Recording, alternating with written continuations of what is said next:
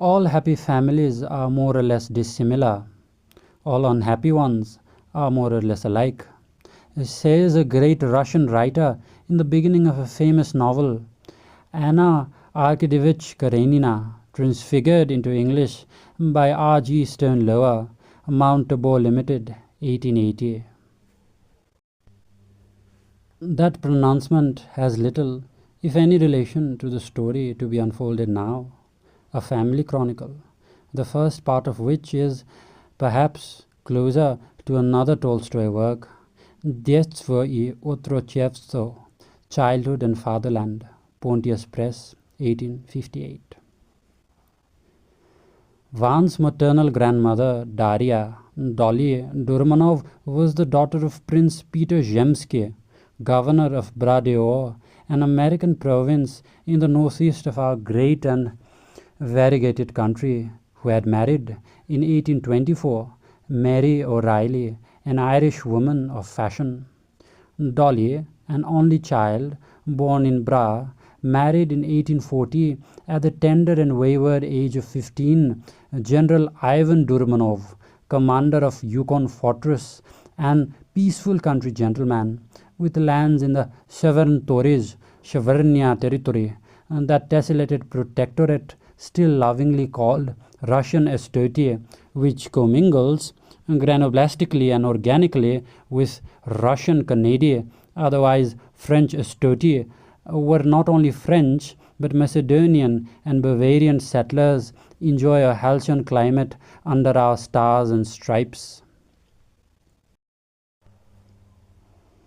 The Durmanovs' favorite domain, however, was Raduga, near the burg of that name, beyond Estotiland proper, in the Atlantic panel of the continent between elegant Kaluga, New Cheshire, USA, and no less elegant Ladoga, Maine, where they had their town house and where their 3 children were born, a son, who died young and famous, and a pair of difficult female twins.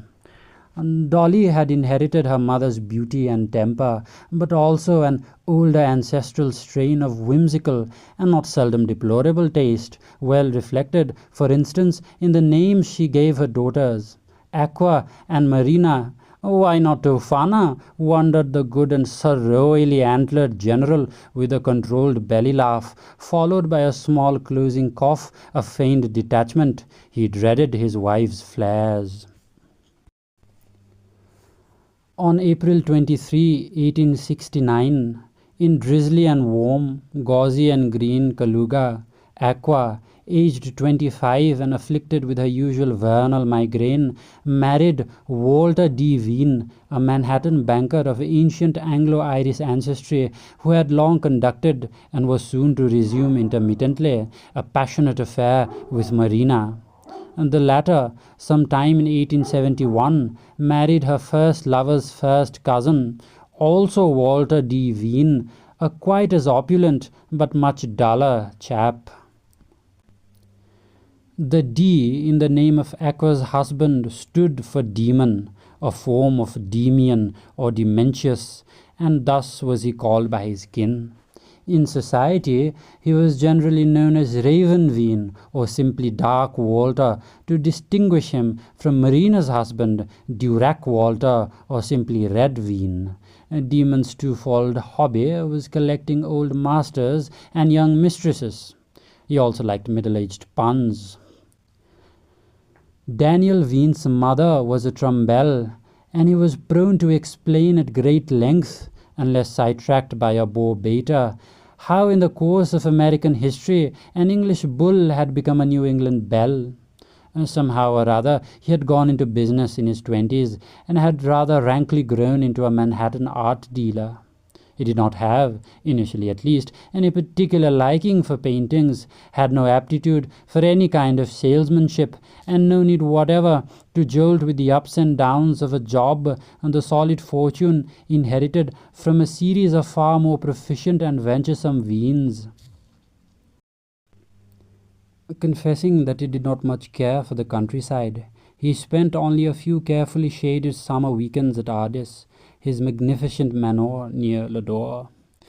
He had revisited only a few times since his boyhood another estate he had up north on Lake Kittej near Luga, comprising and practically consisting of that large, oddly rectangular, though quite natural body of water, which a perch he had once clocked took half an hour to cross diagonally, and which he owned jointly with his cousin, a great fisherman in his youth.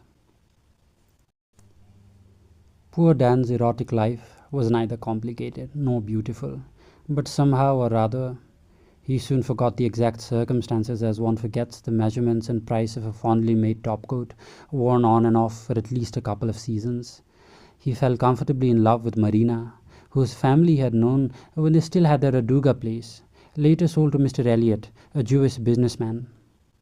One afternoon in the spring of 1871, he proposed to Marina in the upper elevator of Manhattan's first 10-floor building, was indignantly rejected at the seventh stop, Toys, came down alone, and, to air his feelings, set off in a counter-fog direction on a triple trip round the globe, adopting, like an animated parallel, the same itinerary every time.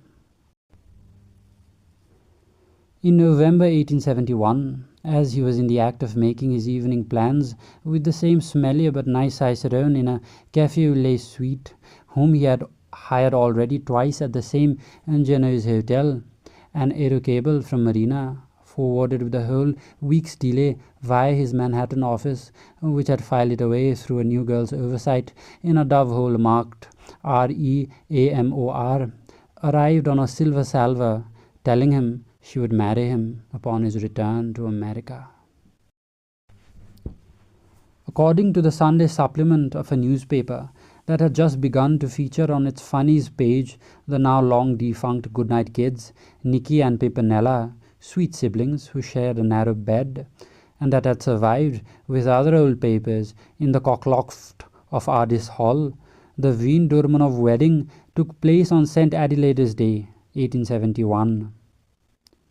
12 years and some 8 months later, 2 naked children, one dark-haired and tanned, the other dark-haired and milk-white, bending in a shaft of hot sunlight that slanted through the dormer window under which the dusty curtains stood, happened to collate that date, December 16, 1871, with another, August 16, same year, anachronistically scrawled in Marina's hand across the corner of a professional photograph in a raspberry plush frame on her husband's Neho library table. Identical in every detail, including the commonplace sweep of a bride's ectoplasmic veil, partly blown by a pavé breeze athwart the groom's trousers, to the newspaper reproduction. A girl was born on July 21, 1872, at Ardis, her putative father's seat in Lador County, and for some obscure mnemonic reason was registered as Adelaida.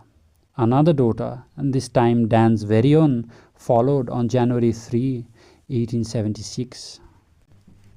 Besides that old illustrated section of the still existing but rather gaga Kaluga Gazette, our frolicsome Pimpernel and Nicolette found in the same attic a real box containing what turned out to be, according to Kim, the kitchen boy, as will be understood later, a tremendous stretch of microfilm taken by the Globe-Trotter, with many of its quaint bazaars, painted cherubs and pissing urchins reappearing 3 times at different points in different shades of helio color. Naturally, at a time one was starting to build a family, one could not display very well certain interiors, such as the group scenes in Damascus starring him and the steadily cigar-smoking archaeologist from Arkansas with the fascinating scar on his liver side, and the 3 fat whores, and old Archie's premature squateru as the third male member of the party, a real British brick drolly called it. Yet most of the film, accompanied by purely factual notes, not always easy to locate because of the elusive or misleading bookmarks in the several guidebooks scattered around, was run by Dan many times for his bride during their instructive honeymoon in Manhattan.